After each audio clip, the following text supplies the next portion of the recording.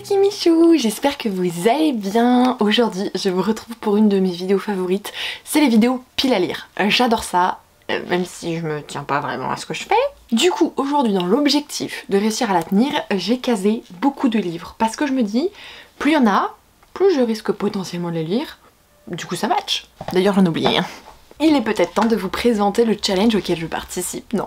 Ici il s'agit du tout premier challenge organisé par Aurélie de la chaîne Livromancienne et elle l'a intitulé le Tarot Books Challenge. Vous l'aurez donc compris, ça va tourner autour des cartes de tarot. Et pour ce faire, elle a sélectionné parmi les arcanes majeurs un nombre précis, c'est-à-dire 10 d'entre eux pour nous concocter 10 catégories. Si vous avez bien compris, il y a 10 catégories, mais il y a bien plus de 10 livres dans cette pile à lire, voilà. Certains sont communs du coup avec le Romantasy Challenge de Nina Quill puisque les deux se superposent durant 15 jours, donc si ça peut me permettre d'avancer dans les deux, pourquoi pas. On est parti ?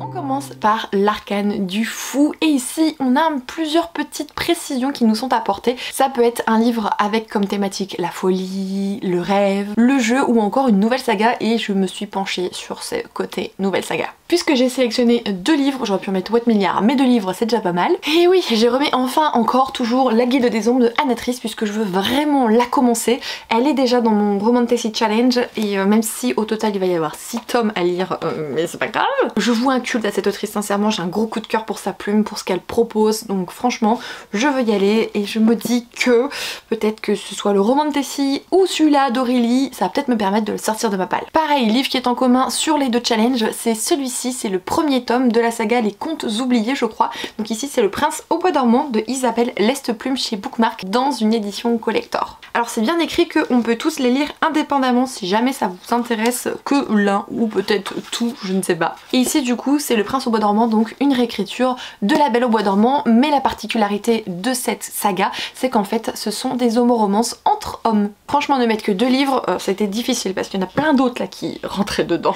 Une arcane très facile en termes de placement de livres parce que c'est un petit peu beaucoup mon genre. Il s'agit du magicien. Magie, fantaisie, fantastique, créativité je crois et ruse. Donc franchement il y a de quoi faire. Ici j'ai sélectionné 2 livres un petit peu spéciaux puisque c'est pour une rencontre avec l'autrice. Il s'agit de Holly Black et j'ai donc décidé de terminer la saga du Prince Cruel avec La Reine sans royaume et comment le Prince Cardan en est venu à détester les histoires. Vous n'êtes pas sans savoir que l'autrice vient en France et il est possible qu'il y ait un petit événement pour du coup les partenaires de la maison d'édition, ce qui est mon cas. Du coup j'aimerais évidemment lire sa saga, l'entièreté de celle-ci avant de la rencontrer. Je me focus pas sur le dernier qu'elle a sorti chez De Saxus, je veux vraiment rester sur cette saga. D'ailleurs je suis actuellement en train d'écouter le tome 2, le tome 3 il sera aussi écouté pour ma part et lui je vais le lire en papier de toute façon, il est tellement beau, enfin c'est pas possible de l'écouter même si il aurait été disponible en audio, je ne l'aurais clairement pas fait parce qu'il est absolument magnifique et les illustrations enfin valent le détour, enfin regardez-moi ça. Magnifique quoi. Vous allez voir que pour certains livres, je vais pas vous donner beaucoup de détails parce que c'est des sagas connues ou de mon côté des sagas où je vous ai déjà parlé d'elles un certain nombre de fois, donc c'est pour ça que j'avance. Arcane suivante, il s'agit de la Grande Prêtresse. On va partir sur des thématiques de mystère, de secret, de spiritualité ou encore de clairvoyance. J'ai sélectionné à nouveau 2 romans et les voici, ils sont pas magnifiques. Tout d'abord aux éditions Hurlevent, j'ai pris celui-là de Nora Lake, à savoir Des cendres sur tes mains. Si jamais tu passes par ici, je te fais un coucou, puisque l'autrice en fait est membre de la communauté tout simplement. On ne sait pas grand chose sur ce roman, je peux vous dire qu'il a une ambiance apparemment très creepy. Je vais vous lire quand même les quelques petites lignes, il n'y a vraiment pas grand chose. Angleterre, fin 19e, une jeune orpheline recueillie par un étrange tuteur, un manoir lugubre prenant racine au cœur de la forêt, des amours scandaleuses, des portes qui s'ouvrent et d'autres qui restent closes, une partie d'échecs qui s'éternise. Au-delà des apparences, la danse peut s'avérer macabre. Je pense qu'on est en plein mystère secret et compagnie là, clairement. Et pareil, vous l'avez vu, cette petite beauté, il s'agit du Pont des Tempêtes de Daniel L. Jensen aux éditions Brajlon, mais dans la collection, pas Big Bang, juste Brajlon. J'ai trop l'habitude de dire collection Big Bang je crois. Et pareil je me suis penchée plutôt sur les critères mystère secret puisque ici notre héroïne princesse a été élevée un petit peu comme une arme, que ce soit à la guerre, à l'espionnage ou à la séduction, enfin bref c'est une princesse très affûtée. Et ils sont en guerre avec le royaume voisin, sauf que ce qui va se passer c'est qu'à un moment donné elle va être obligée d'y aller et elle va être promise à ce roi, sauf qu'en fait il y a beaucoup de mystères et de secrets autour du Pont des Tempêtes, un pont commercial qu'il y a du coup dans ce royaume et une fois qu'elle va arriver là-bas, il est possible que tout ce qu'elle qu'elle pensait savoir n'est pas vrai et qu'elle va devoir un petit peu remettre en question ses connaissances, que ce soit envers le pont ou envers le roi. Donc je pense qu'il y a des secrets, je pense qu'il y a tout ça là-dedans, n'est-ce pas? Les retours sont tellement positifs que j'ai hâte de le découvrir, j'espère ne pas le laisser traîner sincèrement, mais celui-ci me fait grave envie aussi, enfin bref, on verra au fur et à mesure. Passons à un arcane suivant, il s'agit du hiérophante. Tradition, passé, origines, retour aux sources, il y a beaucoup de choses possibles. Et j'ai à nouveau sélectionné 2 romans. Le premier très facile quand c'est sorcière, on sait qu'il y a des traditions, un certain nombre d'origines, certaines transmissions d'informations, enfin bref des croyances, de l'héritage, il y a tout ce qu'il faut là-dedans. Il s'agit du Temps des sorcières de Alix Haro, je sais pas le dire, aux éditions Hachette dans la collection Le Rayon Imaginaire. Je sais pas grand chose de cette histoire, je sais qu'en fait la magie c'est un petit peu tari parce que les humains ils avaient peur, ils ont encore fait une espèce de chasse aux sorcières et compagnie. Et apparemment il est fort possible que la sorcellerie va réussir à renaître de ses cendres grâce à 3 protagonistes. Franchement il me faut clairement pas plus. Et pour rajouter à cela, à chaque fois que je le vois tourner sur TikTok, alors clairement par contre la version VO, je sais pas comment dire, celle-ci elle fait très classe, c'est pas le problème, mais ça efface le côté peut-être original de la couverture VO, le côté très mystère, très sorcière. Là ça fait somme toute plus classique et du coup quand je le vois passer en VO au début je me suis dit punaise il a l'air trop bien ce roman et j'avais pas fait la connexion avec celui-là, mais pas du tout parce qu'en VO il a une sacrée hype ce roman, donc bon j'espère apprécier ce gros pavé que je vais probablement lire du coup avec ma petite Aurélie. Vous l'avez vu, j'ai également glissé celui-ci, c'est le premier tome de Perles et de Corail, donc la fiancée Variniane, oui c'est ça, de Mara Rutherford aux éditions La Martinière Jeunesse. Pourquoi je l'ai pris? Parce qu'en fait il y a une tradition dans cet univers et du coup je me suis dit que ça passait. Puisque depuis des siècles il y a une tradition, le prince héritier doit épouser la plus belle fille du village Varignan justement. Et si on va avoir affaire à 2 jumelles, l'une d'autre a toujours rêvé que ce soit son destin, sauf qu'en fait ça va être sa jumelle qui va être choisie pour épouser le prince. Donc l'une d'elles va le suivre sur le continent, va évoluer au château, château très froid, très austère, complètement en adéquation avec le prince, et la seconde de son côté va se rendre compte qu'il a des drôles d'attention, enfin ses objectifs pourrait mettre en péril sa sœur jumelle. Surtout que la protagoniste qui est au château sait que le moindre faux pas pourrait lui coûter sa propre vie, mais aussi celle de son peuple, donc et de sa sœur également, autant faire attention. Le tome 2 va sortir cette année, c'est pour ça que j'ai décidé de le glisser dans ma pile à lire, il me faisait très envie, c'est pour ça que j'ai demandé à la maison d'édition, donc je me suis dit que c'était l'occasion. Arcane plutôt intéressant puisque nous passons aux amoureux. Donc évidemment il faut de l'amour, mais ça peut être de l'amour vraiment amoureux ou amical, ça peut être du spicy, enfin bref, il y a beaucoup de choses possibles. Je me suis arrêtée encore une fois sur 2 titres, les voici. Tout d'abord, Le collectionneur de vœux de Mia Sheridan aux éditions Hugo, New Romance. Bon bah New Romance ça veut dire qu'il y a de la romance, on est d'accord. Je sais simplement qu'en fait c'est une réécriture, une inspiration du conte de La Belle et la Bête et c'est tout. Et clairement, ça me suffit. Tous les retours que j'ai vus ont été extrêmement positifs le concernant, donc ça m'a toujours donné très envie. Pourtant, je l'ai dans ma palle, mais depuis très longtemps en plus dans ma palle de service de presse, c'est vraiment pas cool. 2021, donc ça fait 2 ans qu'il est dans ma palle.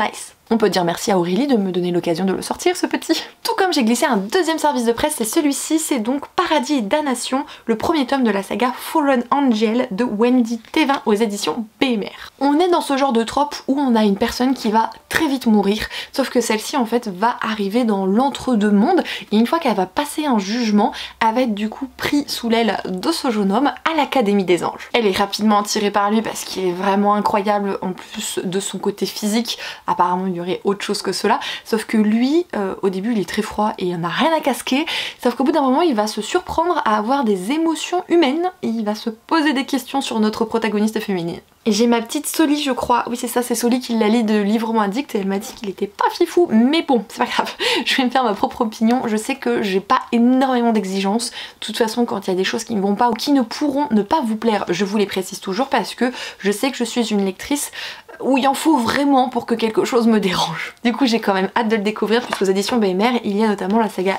Witch and God, affaire à suivre. Et du coup je me dis qu'il doit y avoir d'autres pépites cachées et j'ai pensé à cette saga. Poursuivant avec l'arcane majeur du chariot.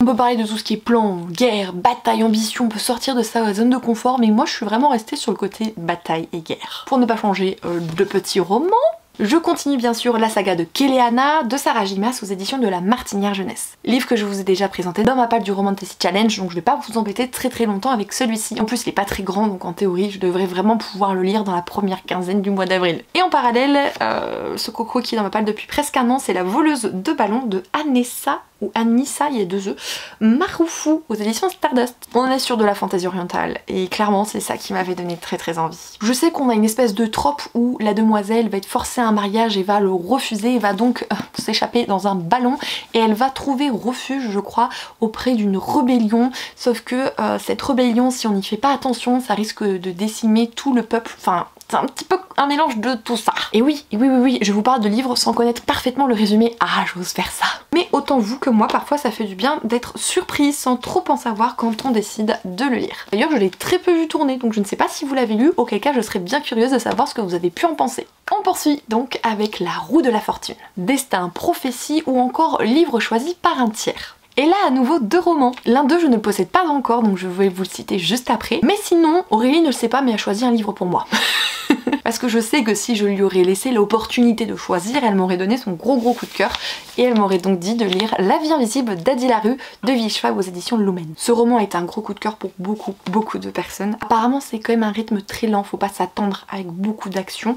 Mais bon, j'ai envie de découvrir un petit peu cela. De toute façon c'est ça passe ou ça casse, on verra bien. Je vous ai donc décalé puisque le deuxième je le possède pas encore, c'est le tome 2 de Legend Bird de Tracy Deon aux éditions J'ai lu. Vous ne le savez pas encore sur YouTube mais ça a été un très gros coup de cœur pour moi ce tome 1 avec une réécriture de la légende arthurienne, donc le roi Arthur Guenièvre et compagnie. J'ai adoré la manière dont l'univers a été bâti, dont le tome a été écrit, la trame conductive. Au début c'est un petit peu lent, on comprend pas trop où on va mais quand il y a des révélations c'est incroyable. Ça fait révélation, action, ça n'arrête pas. Enfin une pépite que je vous conseille à 200% et du coup je veux pas faire traîner trop la suite. Poursuivons avec la célèbre arcane de la mort. Ici bien sûr on peut parler de mort mais on peut surtout parler de changement, de renaissance, de seconde chance. Et c'est ici que j'ai décidé de placer le 3e tome de Witch and Gone de Lifton aux éditions BMR. Pourquoi? Parce que le côté renaissance, changement, etc.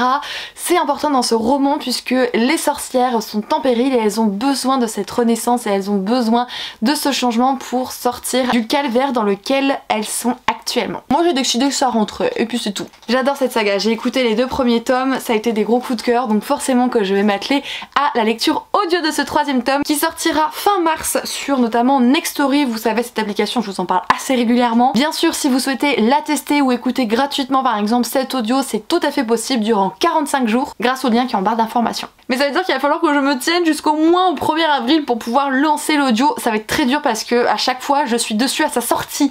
Autant vous dire que prendre mon mal en patience, c'est pas forcément une qualité chez moi.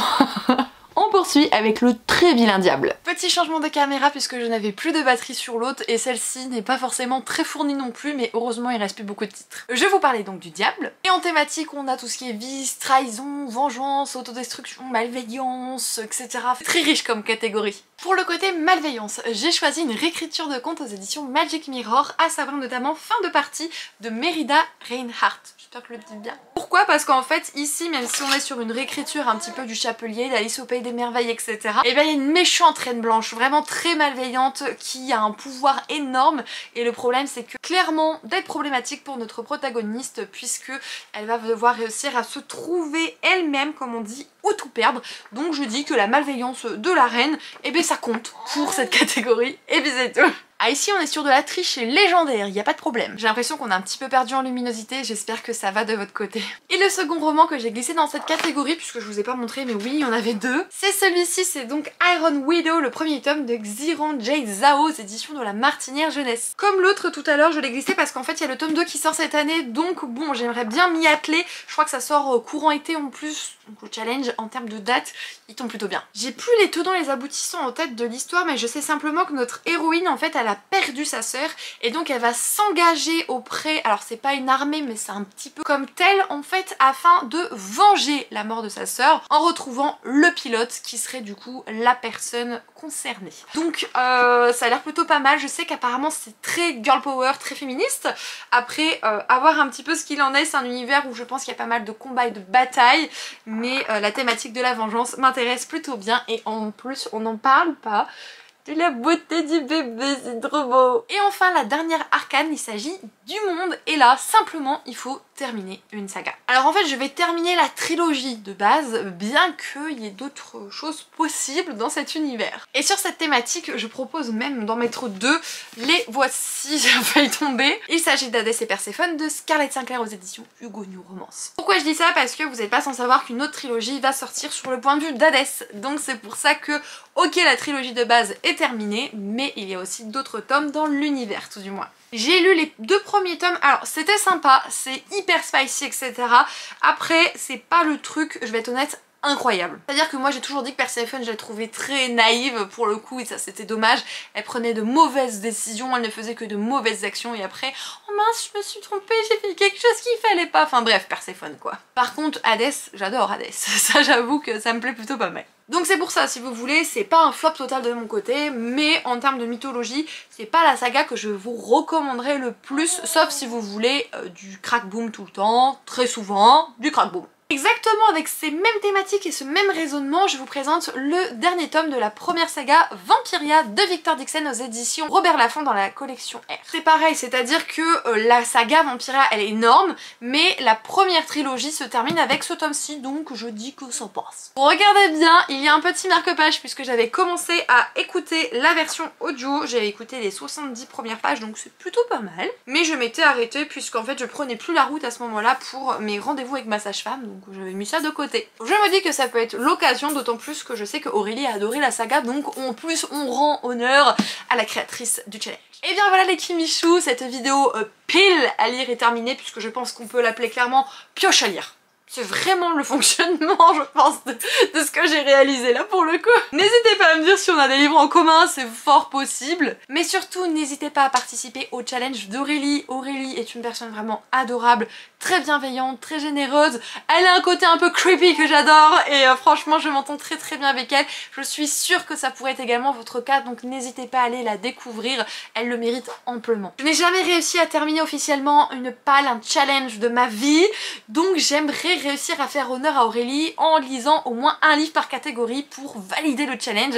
Si je peux le faire avec son challenge, ah mais je serais trop contente moi. Moi oui, je serais trop contente. Oui, laissez-moi tranquille. Et la fatigue, que voulez-vous? Je vous laisse donc ici, je vous remercie d'avoir regardé cette vidéo. Je vous fais bien sûr des gros bisous et surtout prenez soin de vous les Kimichou. Ciao ciao.